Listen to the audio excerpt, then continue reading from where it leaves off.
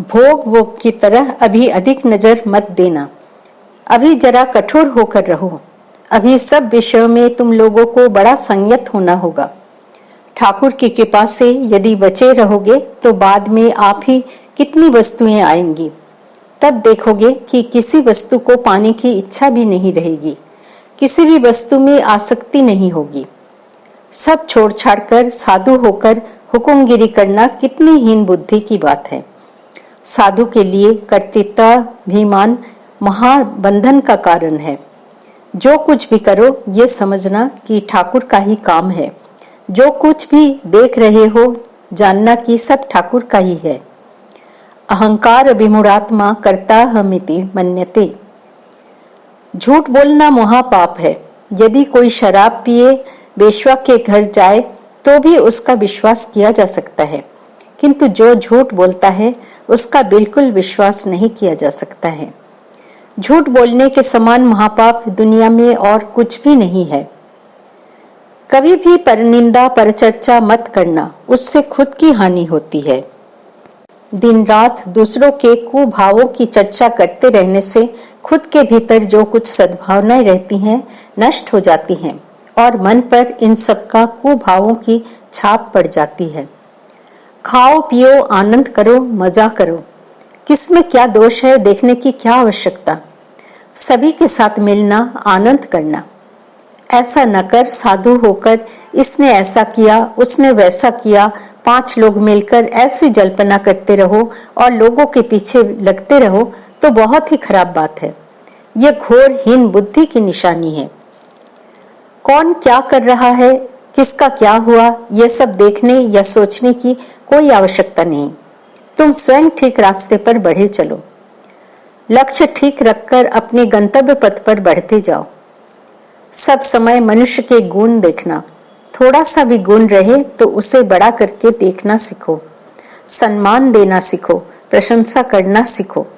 गुण का आदर किए बिना मनुष्य बड़ा नहीं हो सकता। स्वयं का मन भी उदार नहीं हो पाता। बैठे बैठे गृहस्थों का अन्न खाना पर साधन भजन नहीं करना साधु के लिए पाखंड है। साधु सब छोड़ छाड़ कर भजन करेगा यह समझकर गृहस्थ उसे 2 मुट्ठी खाने के लिए देता है। साधन भजन न कर गृहस्थ का अन्न खाने से महा अकल्याण होता है। गृहस्थ के पास से जो कुछ भी ग्रहण करने पर साधु के शुभ कर्मों का फल का कुछ अंश उसे मिलता है। इसलिए साधु को इस तरह साधन भजन करना चाहिए कि खर्च के बाद भी बचा रहे। मनुष्य का दोष देखकर उसे हीन नहीं समझना चाहिए। उसे प्रेम देकर अपनाकर अच्छे रास्ते पर ले जाना चाहिए। अच्छा बुरा तो सभी के भीतर है। दोष तो सभी लोग देख सकते हैं, पर मनुष्य का भला कर सको तो समझूंगा तुम में सामर्थ्य है। देखो बच्चे, तुम लोग साधु सन्यासी हो। तुम लोगों को सब समय स्थिर, धीर, विनयी और मिष्टभाषी होना होगा। तुम लोगों की बातचीत, चाल चलन, सब बातों के भीतर सत्व गुण का विकास होना चाहिए। तुम लोगों के संपर्क में आकर मनुष्य शांति पाएंगे एवं उन लोगों के हृदय में धर्म भाव जाग उठेगा।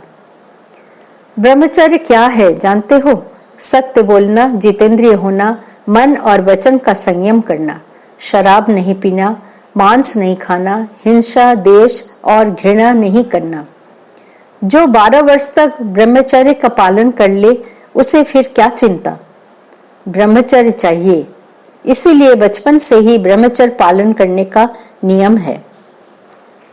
थोड़ा बाहर तीर्थ स्थान में जाकर कुछ समय निवास करो, कई प्रकार से सुविधाएं हो जाएंगी। प्रकृति का एक नया दृश्य देखकर मन की अवस्था बड़ी अच्छी रहेगी। शरीर भी स्वस्थ रहेगा और ध्यान की भी सुविधा होगी। चित्त शुद्ध होना चाहिए। संसार में कितना भय है। साधन भजन में जाने से बस युद्ध ही युद्ध है। मन में कितनी वासनाएं हैं, उन सब का दमन करो। पग पग पर वासना के दमन की चेष्टा करनी होगी, जिससे वो तुम्हें जकड़ न ले। पहले कुछ दिन निर्जन चाहिए, मन की दृढ़ता चाहिए। बाद में धीरे धीरे सब होता रहेगा। विविध प्रसंग। प्रत्येक स्थान का एक निर्दिष्ट समय रहता है जो साधन भजन के लिए बहुत अनुकूल रहता है। उस समय एक विशेष आध्यात्मिक प्रवाह, स्पिरिचुअल करंट बहता है। उस समय जब ध्यान करने के लिए बैठने पर मन सहज ही स्थिर हो जाता है, खासा आनंद मिलता है। प्रश्न, महाराज, किस तरह वो समय जाना जा सकता है? महाराज, वो समझना कुछ कठिन नहीं है। जो लोग ठीक ठीक साधन भजन करते हैं वे कुछ दिन के बाद सहज ही उसे जान सकते हैं। वाराणसी संसार से अलग है, महाचैतन्यमय स्थान है। यहाँ बैठकर साधन भजन करने से 10 गुना अधिक फल होता है और बहुत ही जल्द मंत्र जागृत हो जाता है। वाराणसी मुक्त क्षेत्र है। यहाँ बाबा विश्वनाथ बिना मांगे जीवों को मुक्ति दे रहे हैं। यहाँ छोटे बड़े, धनी गरीब जो भी हो, सब कोई मुक्त हो जाएंगे। जैसे भी हो, यहाँ पड़े रहने से ही हो जाएगा। ठाकुर ने एक दिन कहा, काली मंदिर में ध्यान कर रहा था। उस समय एक एक करके माया या अज्ञान का पर्दा उठने लगा और एक दिन काली माँ ने कोटि सूर्य के समान ज्योति दिखाई। उस ज्योति से एक चिदघन रूप प्रकट हुआ। फिर थोड़ी देर बाद वो ज्योति में मिल गया। मानो निराकार साकार हुआ और साकार मानो निराकार हुआ। एक दिन कालीपद घोष ने काली मंदिर में जाकर माँ को बहुत गाली देना आरंभ किया।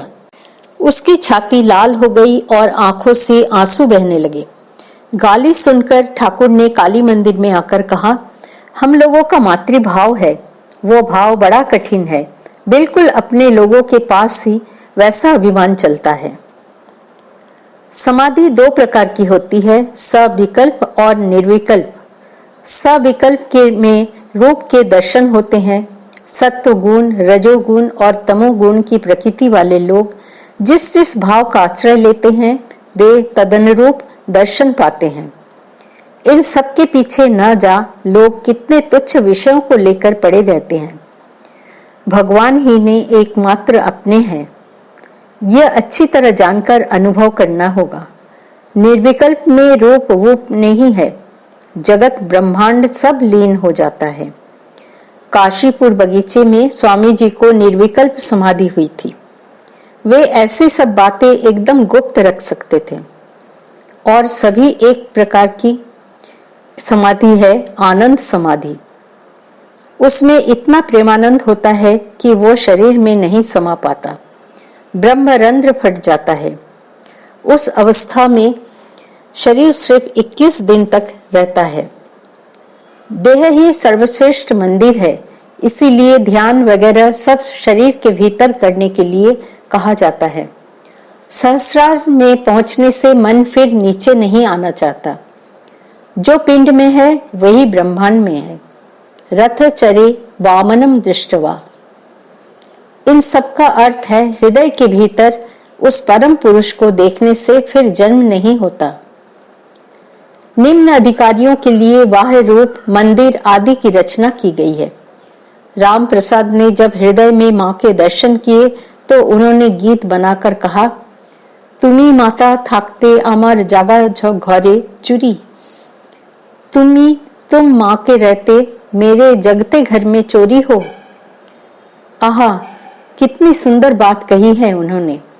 सचमुच में वो एक स्वाद एक बार मिलने पर दूसरी चीजें अच्छी लगती है क्या? ठाकुर कहते थे, दोनों भावों के बीच में ज्ञान नेत्र है, उसके खुलने पर चारों ओर आनंद ही आनंद दिखाई देता है। राजा के महल में 7 परकोटे हैं। किसी गरीब व्यक्ति ने नायब से राजा के दर्शन के लिए प्रार्थना की। नायब उसे साथ लेकर एक से दूसरे परकोटे में जाने लगा और वो व्यक्ति पूछने लगा, ये ही क्या राजा है? उत्तर मिला, नहीं। इस तरह 7वें परकोटे में प्रवेश करने पर जब राजा के दर्शन हुए तब उस व्यक्ति ने राजा का सुंदर रूप देख फिर प्रश्न नहीं किया। उसी प्रकार गुरु एक एक परकोटे में से जाकर अंत में भगवान से मिला देते हैं। स्वयं का मन ही श्रेष्ठ गुरु है। जब ध्यान करने पर मन स्थिर होगा तब वही मन तुम्हें जो जो करना होगा सब बतला देगा। यहाँ तक कि दैनिक कार्य में भी इसके बाद यह ऐसा बतलाते हुए तुम्हारा हाथ पकड़कर ले चलेगा। भगवान पर अनुराग प्रेम चाहिए, तभी मन स्थिर होगा। मेंटल, मानसिक, फिजिकल, शारीरिक एंड स्पिरिचुअल और आध्यात्मिक, इन तीनों शक्तियों का एकत्र समावेश हुए बिना धर्म साधना बड़ा कठिन है। भगवान को पाना क्या सहज बात है रे।